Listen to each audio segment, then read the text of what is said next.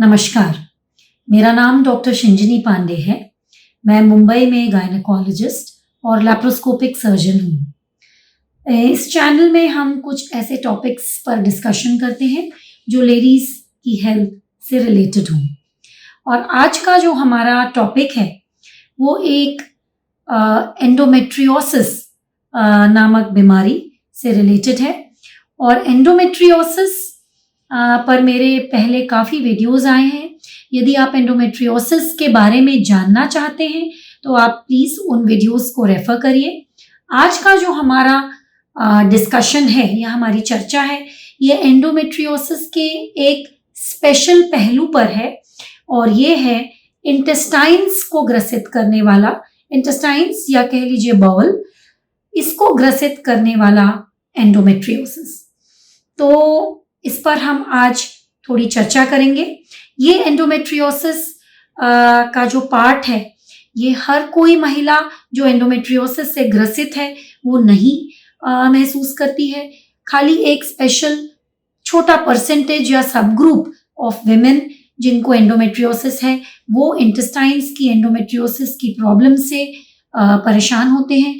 और ये एक बहुत स्पेशल एरिया है जहाँ पर गायनेकोलॉजिस्ट जो आपको ट्रीट कर रहा है उसको बहुत अच्छी तरह से अवेयरनेस होनी चाहिए, इसके बारे में नॉलेज होनी चाहिए और इसके सही ट्रीटमेंट के बारे में आपको प्रॉपर काउंसलिंग लगेगी, क्योंकि ये जितना ही अनकॉमन है उतना ही ज़्यादा ये परेशान करने वाली प्रॉब्लम है।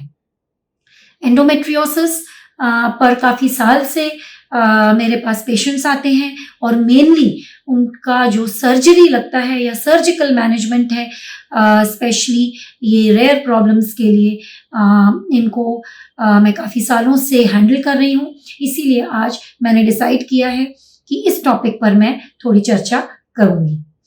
तो सबसे पहले हम ये देख लेते हैं कि एंडोमेट्रियोसिस है क्या। तो अगर संक्षिप्त में बताऊं तो एंडोमेट्रियोसिस एक ऐसी प्रॉब्लम है जिसमें जो टिश्यूज यूट्रस के अंदर होते हैं या जो कोशिकाएं या सेल्स यूट्रस की अंदर की सतह में होती हैं, वे सेल्स या कोशिकाएं बॉडी के अंदर भी एबनॉर्मली प्रेजेंट हो जाती हैं। यानी उनकी यहाँ पर प्लेसमेंट होनी नहीं चाहिए। जो अंदर की जो लेयर है, जो यूट्रस के अंदर की लेयर है, वो केवल यूट्रस में ही रहनी चाहिए। और मासिक चक्र के दौरान ये जो लाइनिंग है अंदर के यूट्रस की ये बढ़ती है, फिर थोड़ी घटती है और फिर मेंसेस के टाइम बाहर आती है। इस तरह का मासिक चक्र पूरे रिप्रोडक्टिव पीरियड में चलता है।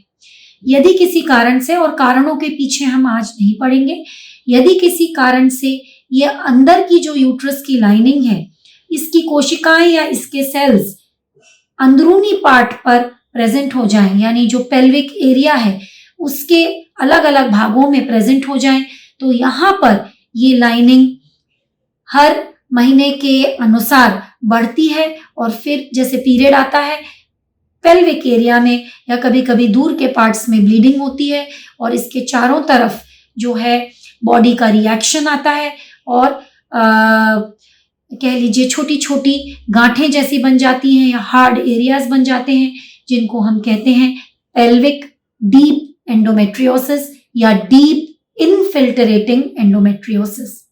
तो इंटेस्टाइन्स का इन्वॉल्वमेंट भी इसी पार्ट का एक पहलू है।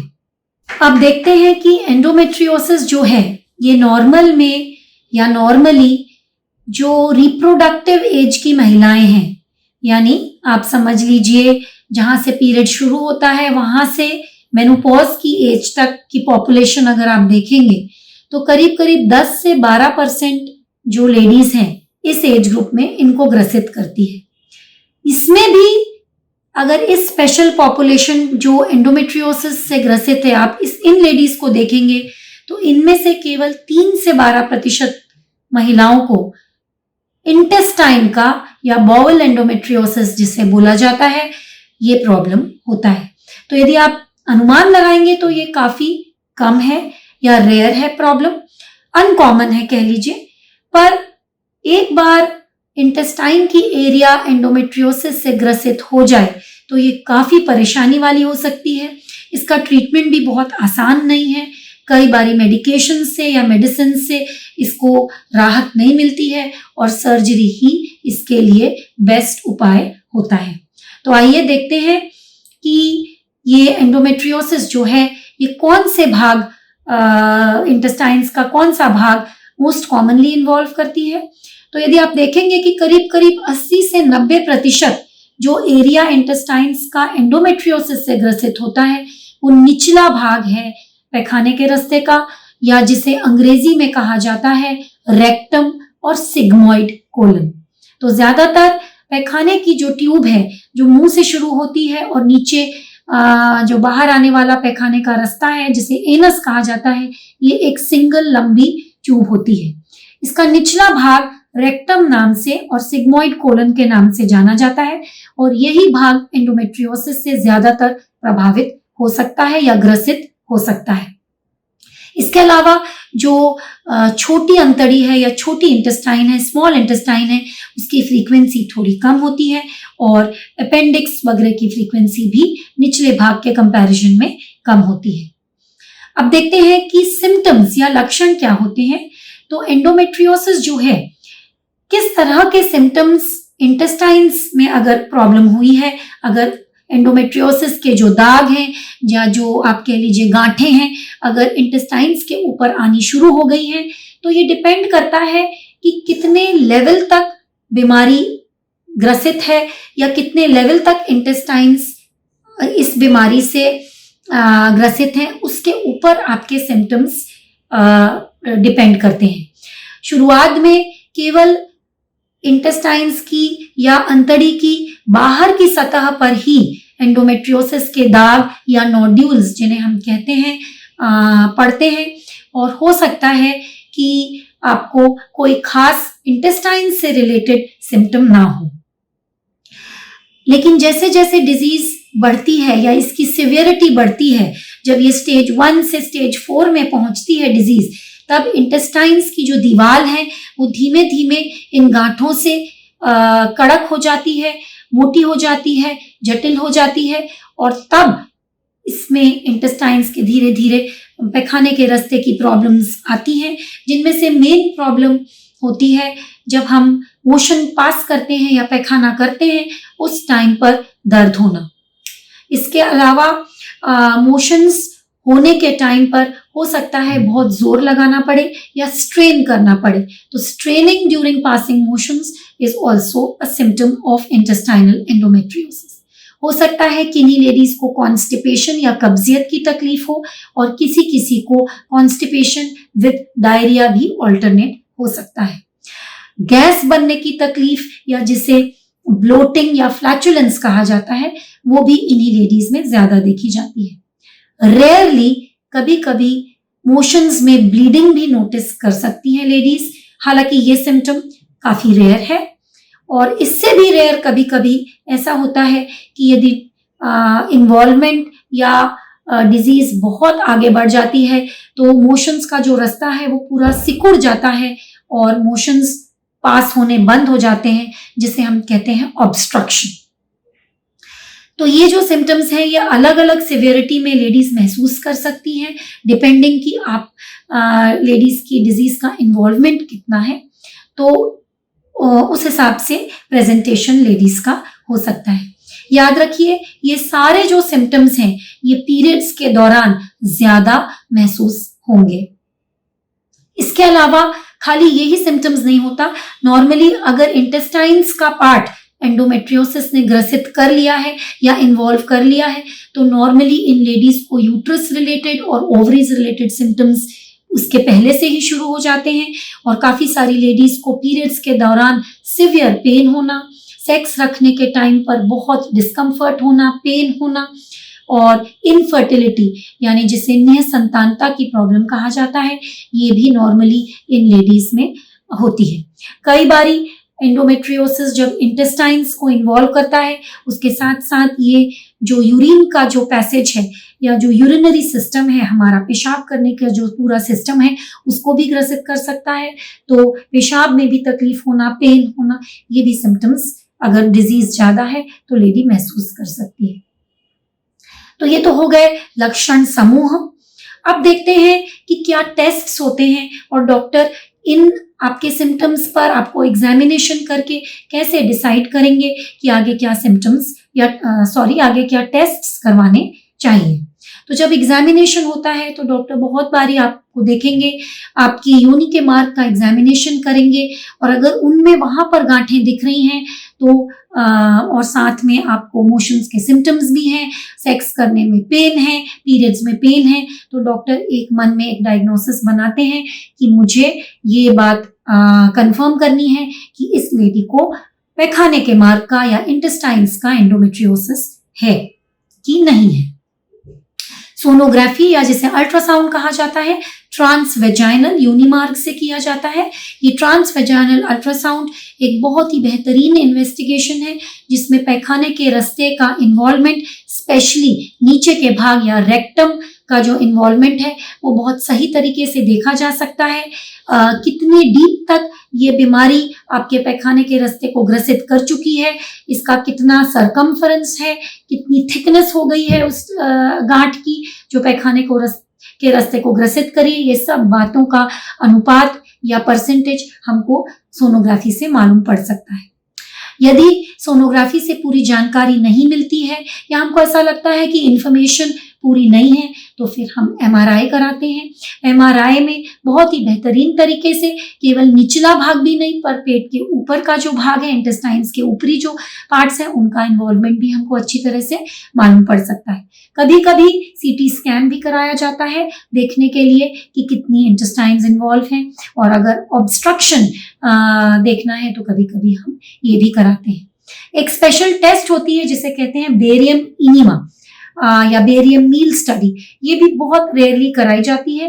अगर हमको ऐसा डाउट है कि खाली निचला ही भाग नहीं पर ऊपर की अंतड़ी में भी एंडोमेट्रियोसिस की बीमारी हो सकती है। फिर और कुछ स्पेशल जांचें आती हैं, वो डिपेंड करता है कि आपके पेशेंट को क्या सिम्टम है। यदि ब्लीडिंग दिख रही है मोशंस में या पैखाने में ब्लीडिंग दिख रही है, फीसिस में ब्लीडिंग है, तो हो सकता है हम एक दूरबीन पैखाने के मार्ग से डालकर देखें जिसे कोलोनोस्कोपी कहा जाता है। अब ये तो हो गई डिफरेंट इन्वेस्टिगेशंस। एक बार इन्वेस्टिगेशंस जब प्रॉपरली पढ़ी जाएंगी, उनके बारे में पता लगाया जाएगा, तब आपकी गायनेकोलॉजिस्ट आपको मार्गदर्शन देगी, आपको गाइड करेगी कि आपका इन्वॉल्वमेंट कितना है, आपके सिम्टम्स कितने हैं, आपका इन्वॉल्वमेंट कितना है और आपकी दूसरी रिक्वायरमेंट्स क्या हैं। जैसे फॉर एग्जांपल यदि आपको पीरियड पेन बहुत है या आपको फर्टिलिटी चाहिए, आपको प्रेगनेंसी चाहिए, तो ये सब डिफरेंट आपकी रिक्वायरमेंट्स का एक टोटल असेसमेंट किया जाएगा और एक ट्रीटमेंट गाइडलाइन आपको दी जाएगी। कई बार ऐसा होता है कि पेशेंट आता है पेन की प्रॉब्लम से और निःसंतानता की प्रॉब्लम से, और जब जांच करी जाती है तो इंटेस्टाइन का इन्वॉल्वमेंट पता चलता है पर पेशेंट को कोई खास सिम्टम नहीं होती। तो ऐसे में कई बार पेशेंट को सिर्फ गाइडेंस दी जाती है और हो सकता है कि कोई बहुत ठोस सर्जिकल ट्रीटमेंट भी ना दिया जाए। पेशेंट को कहा जाए कि इस समय ज़्यादा इन्वॉल्वमेंट नहीं है और आपके केस में आप पहले प्रेगनेंसी कर लीजिए या प्रेगनेंसी का ट्रीटमेंट करवा लीजिए, बाद में आपकी सर्जरी के बारे में सोचेंगे। शॉर्ट में हर पेशेंट का जो ट्रीटमेंट है वो उस पेशेंट के लिए स्पेशल होता है। आपकी डॉक्टर पूरा एक अनुमान लगाएगी कि क्या जरूरी है और फिर आपको गाइड करेगी।